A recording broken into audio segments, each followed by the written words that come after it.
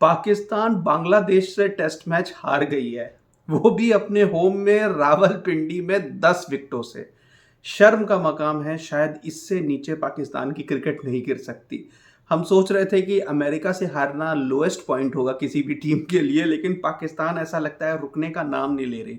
लेकिन इंटरेस्टिंग ये है कि ये जो चीज़ें इन मैचेस के बीच में होती हैं, वो देखकर अब मुझे ऐसा लग रहा है कि आईसीसी को इंश्योर करना चाहिए कि पाकिस्तान हर महीने किसी न किसी फॉर्म में क्रिकेट ज़रूर खेले, क्योंकि अगर पाकिस्तान का क्रिकेट मैच नहीं हो तो एंटरटेनमेंट खत्म हो जाता है। आप ये सोचिए कि इस मैच के ख़त्म होने से पहले एक प्रेस कॉन्फ्रेंस हुई थी जिसमें शान मसूद ने क्या कहा था कि हम सिर्फ ये सीरीज़ नहीं खेल रहे हैं, हमें वर्ल्ड टेस्ट चैंपियनशिप का फाइनल खेलना है।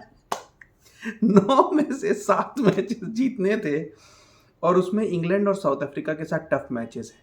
तो ऐसा था कि वहाँ शायद एक आधा मैच वो मैक्सिमम अलाउ कर सकते हैं, उससे ज़्यादा नहीं। यहाँ तो वो बांग्लादेश से हार गए। तो किस तरीके के वादे थे ये? बाबर आजम बीच में प्रैक्टिस कर रहे थे तो उनकी एक वीडियो आई थी, उनके पैर के फोटो की मसल्स दिख रहे हैं, वाह फिटनेस आ गई है, काम कर डाला बाबर आजम ने, फिटनेस पे काम हो गई है, अब तो कोई प्रॉब्लम ही नहीं है। बाबर आजम किंग पेयर से बचे हैं। दूसरी इनिंग्स में भी वो ज़ीरो बनाते अगर उनका कैच ड्रॉप नहीं होता लिटन दास से। उसके बावजूद सिर्फ 22 रन बनाए और क्लीन बोल्ड हो गए। इतनी एम्बैरेसिंग परफॉर्मेंस। आप समझ सकते हैं कि T20 में पॉसिबल है कि 4-5 ओवर किसी ने अच्छी बैटिंग कर दी, किसी ने अच्छा स्पेल डाल दिया, 1 और 2 individual performances can change the game. ODI में आप अफगानिस्तान से हारे थे, लेकिन चलिए फिर भी अफगानिस्तान ने इंग्लैंड को भी हराया था, ऑस्ट्रेलिया को भी ऑलमोस्ट हरा दिया था, तो ठीक है। लेकिन दिस इज़ अ न्यू लो। आप टेस्ट क्रिकेट में अगर आप किसी वीक टीम से हारते हो, वो भी अपने होम में, अगर बांग्लादेश जाके हारते तो भी समझ में आता, उन्होंने टर्निंग ट्रैक बना दी। This was a road. कल ही नसीम शाह ने एक प्रेस कॉन्फ्रेंस में कहा कि हमें होम एडवांटेज मिल ही नहीं रहा है, ऐसी पिचेस हैं इस पर तो रिजल्ट आ नहीं सकता। और ऐसी पिच पर थोड़ा सा प्रेशर पड़ा और हार गए। आपको याद हो, मैंने आपको 2 दिन पहले वीडियो में बताया था, वो वीडियो आप देख सकते हैं, कि अगर बांग्लादेश ने थोड़ा लीड ले लिया तो इस वक्त पाकिस्तान की टीम एक ऐसी टीम है जो किसी भी टीम से किसी भी सिचुएशन से हार सकती है। और उन्होंने इस बार जो करके दिखाया है, it's as low as it gets. आप सोच भी नहीं सकते कि इससे नीचे की चीज़ क्या कर सकता है कोई टीम। बांग्लादेश से होम में हार गया। बांग्लादेश के बारे में T20 वर्ल्ड कप के वक्त बात करते वक्त मैंने ऐसा कहा था कि शायद वो एक ऐसी वाहिद टीम है पिछले 20-22 सालों में जिन्होंने कुछ भी अचीव नहीं किया। अफगानिस्तान ने पिछले 10-12 सालों में सेमीफाइनल्स तक चले गए वर्ल्ड कप के, और बांग्लादेश आज तक वर्ल्ड कप के सेमीफाइनल्स में नहीं गई। और टेस्ट क्रिकेट में भी उन्होंने एक बार न्यूजीलैंड को न्यूजीलैंड में हराया था, बट उसके अलावा उनके कोई मेजर अचीवमेंट्स नहीं है होम में एक आधा टेस्ट मैचेस जीतने के अलावा। वेस्ट इंडीज़ को उन्होंने जब वेस्ट इंडीज़ में हराया था तो वेस्ट इंडीज़ की टीम बिल्कुल वीक थी, उनके सारे मेन प्लेयर्स कुछ कॉन्ट्रेक्चुअल इश्यूज़, पैसों की इश्यूज़ की वजह से नहीं खेल रहे थे, तो उसमें वेस्ट इंडीज़ ने बिल्कुल एक नई टीम लास्ट मोमेंट पे बनाई थी और वो हार गई थी। Fair enough. लेकिन ये एक फुल स्ट्रेंथ पाकिस्तान की टीम थी और एक ऐसे पिच पे खेल रही थी जहां 500 450 रन बन रहे थे। पाकिस्तान की टीम यहाँ 146 पे ऑल आउट हो गई। आप इमेजिन कर सकते हो कि इतनी पुअर परफॉर्मेंस कोई कैसे कर सकता है। इस पिच में कुछ भी नहीं था।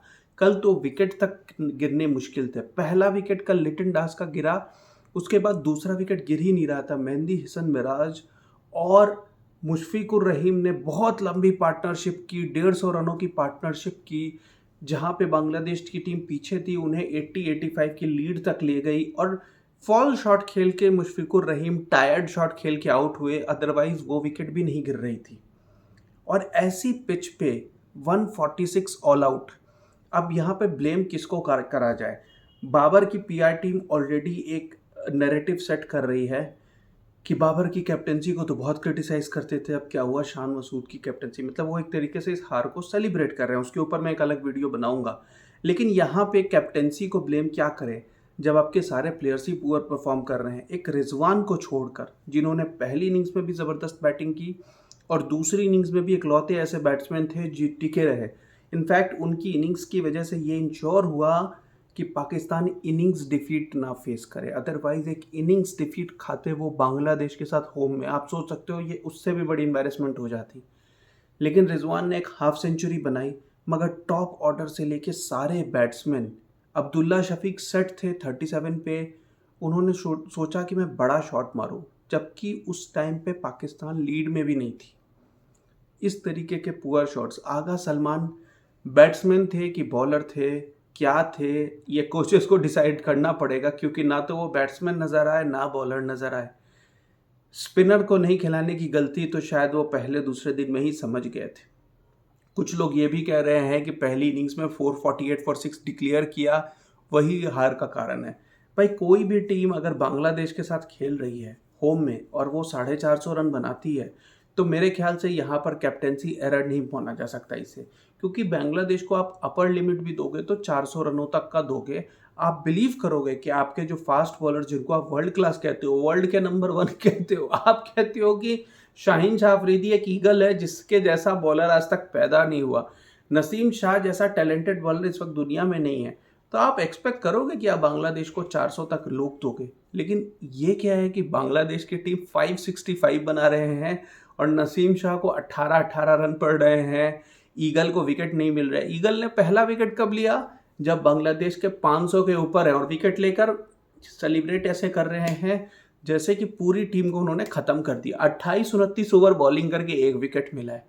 मेरे ख्याल से जो सर्जरी पीसीबी के चेयरमैन साहब ने रोकी थी, वो इसी वक्त करके ईगल के दोनों पंख काट देने चाहिए, क्योंकि ऐसे घटिया ईगल की किसी टीम को ज़रूरत नहीं हो सकती जो विकेट्स नहीं लेता है। ये मीनिंगलेस विकेट्स लेते हैं एंड में आकर, जिनसे टीम को कोई फ़ायदा नहीं होता, लेकिन सेलिब्रेट ऐसे करते हैं जैसे शाहिद अफरीदी के बाद यही हैं जिन्होंने पूरी पाकिस्तान टीम को कहाँ से कहाँ पहुँचा दिया।